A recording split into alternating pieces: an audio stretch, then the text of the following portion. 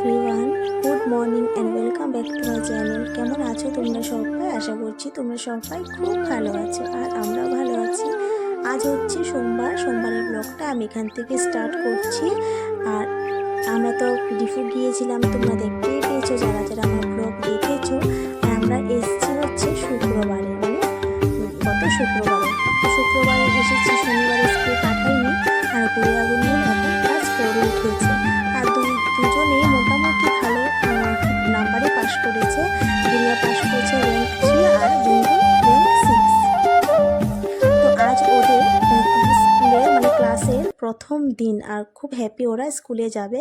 তাই আমি আমার মতো কাজ, স্নান, পুজো টুজো করে যা যা আমি করি আর কি এখানে শ্বশুরবাড়িতে, সব কিছুই করে কমপ্লিট। তারপর ওদেরকে স্নান করিয়ে খাইয়ে দাইয়ে এখন স্কুলে নিয়ে যাব, সেটা তো আমার ডিউটি। আর আসার সময় তো ঠাম্মির সাথে আসবে, কারণ ও ঠাম্মি তো বাড়িতেই আছে। আর নতুন ব্যাগ নিয়েছে, ও দাদুভাই দিয়েছে ব্যাগগুলো, দুই বোনকে দুটো ব্যাগ আর মোজা। তো চলো গুড়িয়া গুনগুনকে স্কুলে দিয়ে আসি, এসে তারপর দেখাবো কি কি করছি। তারপর স্কুল থেকে তো চলে আসলাম। এসে দেখো আমি এসছি 4 দিন হয়েছে, কিন্তু জায়গার থেকে একটুকু জিনিস বের করিনি। এই যে ওষুধ দাদা দিয়েছিল সেটা প্লাস্টিকে আছে, 2 ব্যাগ কাপড়, সেটাও বের করিনি।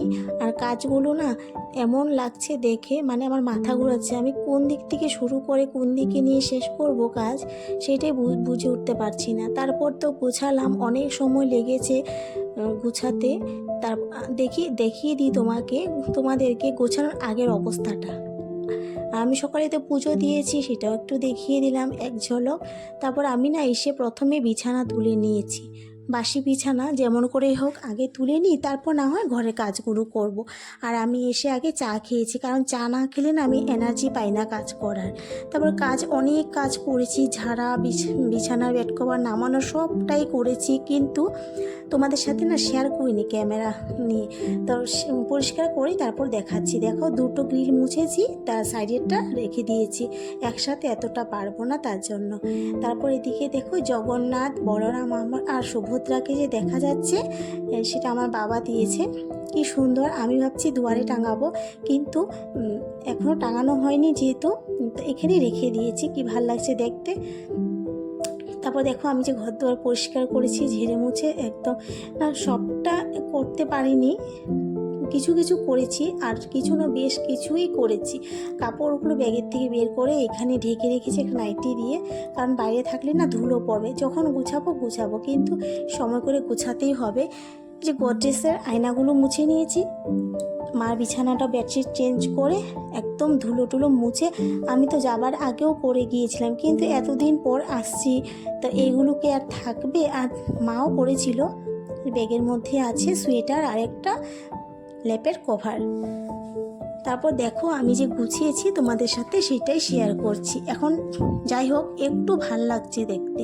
এই ট্রাইপডটা এতদিন ধরে ব্যাগেই ছিল, বের করে রেখেছি, এই জন্য তো ক্যামেরা ধরে ধরে দেখাচ্ছি, না হলে ট্রাইপডে লাগিয়ে দেখাতাম কীভাবে কাজগুলো করছি।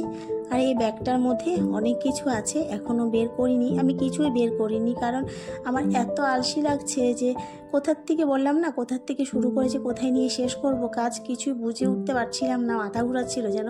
আর যেদিন আমি এসেছিলাম সেদিন তো একাদশী ছিল, একাদশী পরদিন দ্বাদশী, এরকম উপোস করে না কাজ করতে একদম ভাল লাগে না। আর যে বেডশিট নামিয়েছি সেগুলো আজ কাচবো না, 12টা বেজে পার হয়ে গেছে, এখন আর কাচবো না, ভাল লাগছে না, আগামীকাল কেচে দিব। দেখো রান্নাঘরে এসে দেখো রান্নাঘরে কি অবস্থা, এটা তো ধরাই হয়নি, করব। আর এইদিকে চাল কুমড়ো কেটে একদম গুছিয়ে রেখেছি, চাল কুমড়ো পুর করব। সেটা শর্ট ভিডিওতে আছে, তোমরা দেখে নিতে পারবে। চাল কুমড়োর পুর করব। আর মিমি বানিয়েছিল, মানে গুড়িয়া গুনগুনের মিমি বানিয়েছিল। গুড়িয়া গুনগুন খেয়ে এত ভালো পেয়েছিল, বলছি এরকম তো কোনোদিনও তুমি বানাওনি, তো ভাবছি আজকে বানিয়ে দিব। ভাত করেছে, এটা মায়ের রান্না করেছে, মানে মার ছেলে, মানে আমার বর খেয়ে গেছে দোকানে। এটা সজনে ডাঁটা আর মিষ্টি কুমড়ো দিয়ে চচ্চড়ি করেছে, আমি তো খাবো না। আর এদিকে করেছে চাল কুমড়ো দিয়ে মুগ ডাল, এইটা খাবো। আর করব পুর, তো সেটা গরম গরম করবো। আর এই দেখো এদিকে বালতি টালতি সব কিছুই ফাঁকা, জল এনে রাখবো, কারণ গতকাল সাপ্লাইয়ে জল দিয়েছিল রাত্রি 10:30 11টা পর্যন্ত, কিন্তু আজ আর কোনো খবর নেই। গুড়িয়া গুনগুনকে স্কুল থেকে নিয়ে এসছে মা ভাত খাচ্ছে, মার সাথে আমি কথা বলছি, এদিকে ওদেরকে ভাতটা খাইয়ে দিব।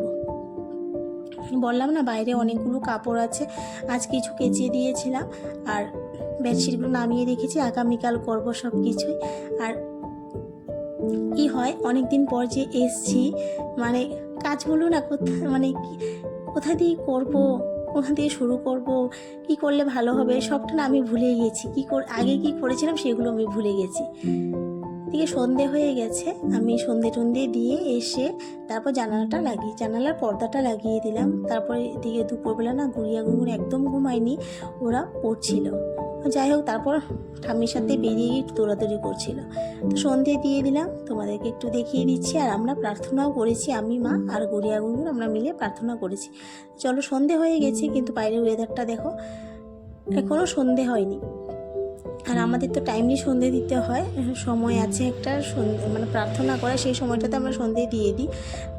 তারপরে বাইরে এসে একটু বসি, একবার ঠাকুর শয়ন দিয়ে তারপরে রান্নাঘরে যাব, দুধ গরম করব, চা করব, গুড়িয়া গুড় খেতে দিব, মা আমি চা খাবো, খেয়ে তারপর ওদেরকে পড়াতে বসাবো।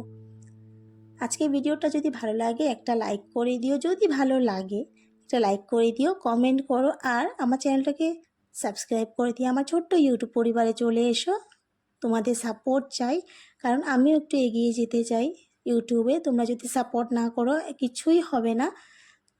প্লিজ আমার চ্যানেলটাকে সাবস্ক্রাইব করে দিয়ে আমার পাশে থাকো। আশা করছি আজকে ভিডিওটা তোমাদের ভালো লাগবে।